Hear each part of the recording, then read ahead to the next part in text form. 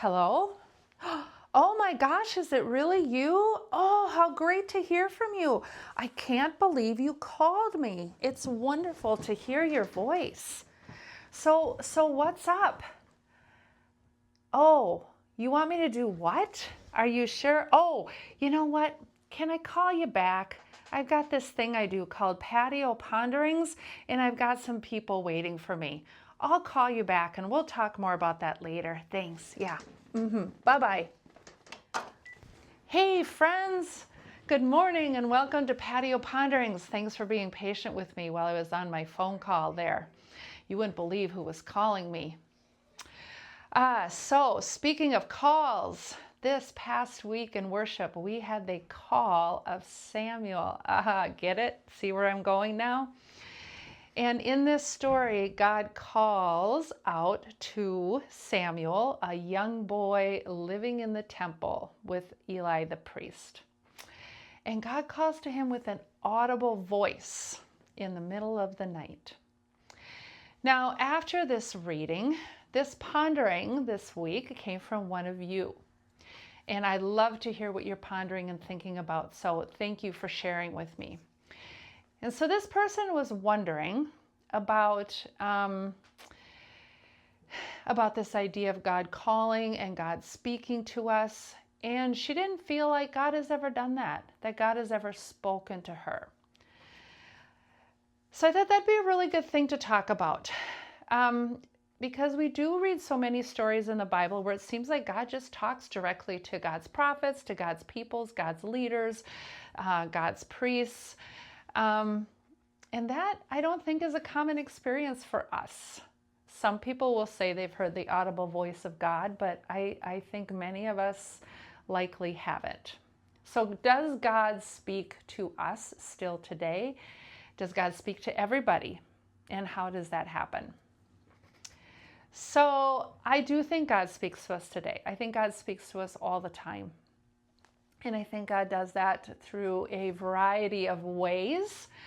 And so I want to talk about some of those ways that God might be speaking to us. And these are just a few. So first, in prayer. And it seems obvious, but I think so often when we enter into prayer time, we're thinking about our words and what we're saying to God, what we're asking for, what we're needing for, what we're grateful for. We don't always take the time in prayer to listen to God speaking in return. So having a listening posture, being open-minded and open-hearted in our prayer, to just sit and make space for God to speak to us in that time. Along with prayer, I think one of the many ways we listen to God is through Scripture.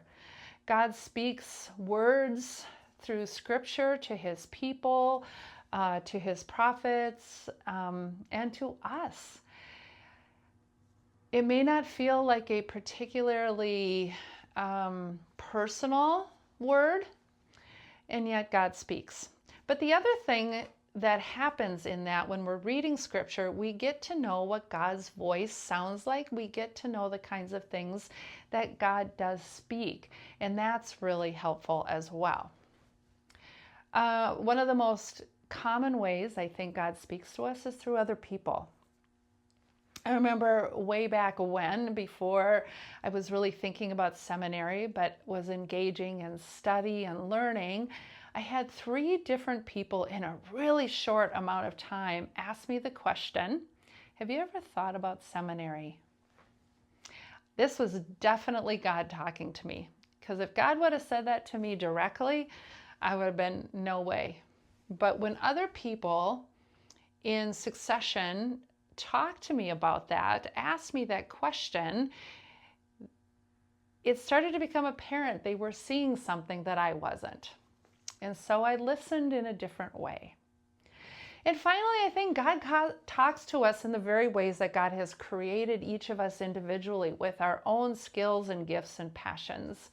So I know this person that asked me about this question and about God speaking to us. One thing I know about this person is that she's passionate about animals. She is involved in rescue and caring for animals and being an advocate for animals. And it's in that passion that I know God speaks to her and calls her into God's work, because animals are part of God's creation as well. So there's just many, many ways that God can talk to us. Now, the thing with all of these ways that we need to do then is to test those voices, is to discern, is what I'm hearing really from God, or is it coming from another source? So how do we do that? We kind of go back through some of the same things. We need to be in prayer. We need to be in our Bibles. We need to understand that God calls us into things that are loving, that are inclusive, that are compassionate. We see in Scripture that God calls us into things that are difficult and countercultural. And so we need to be in Scripture to help us understand the things that God does call us to and does not call us to. God does not call us to things like violence or that kind of thing.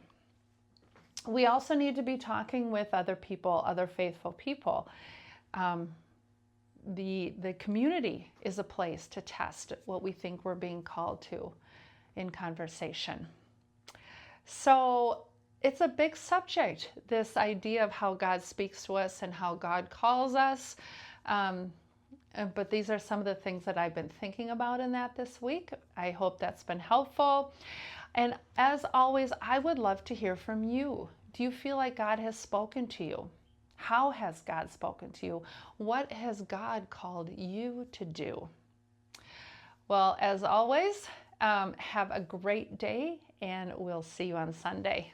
Bye.